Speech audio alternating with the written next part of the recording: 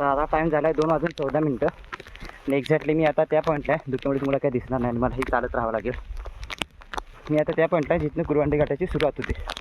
म्हणजे ऑफिशियली आपला जो ट्रेक आहे तो येथे कंप्लीट झाला आहे. म्हणजे कंप्लीट तर बेस विलेज होईल, पण कुरवंडी घाट झाला आहे, उंबरखिंड झालं आणि सावरदात घाट. म्हणजे सावरदात घाट, उंबरखिंड आणि त्यानंतर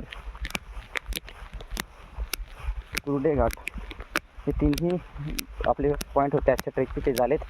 आणि आता आपण कुर्डे गावाकडे चाललो आहे. कुर्डे घाट क्लाइंब केल्यानंतर आता धुकं झालं आहे आणि पावसाची सुरुवातही झाली.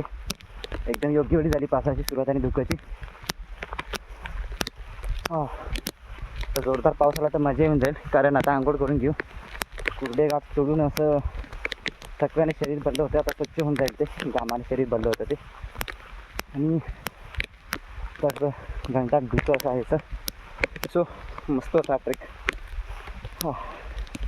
काफ़ी मेहनतीवाला होता. माझ्यासोबत 4 सिनियर सिटीजन्स होते, ते फार छानपणे चालले एकदम तरुणांप्रमाणे. कधी कोणाला लवकर चला सांगायचे दिवस नाही येऊ दिले, तिथून चालले.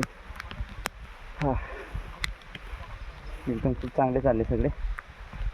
आणि ट्रेक आता आपण जस्ट 1 तासात रिटर्न जाणार आहोत.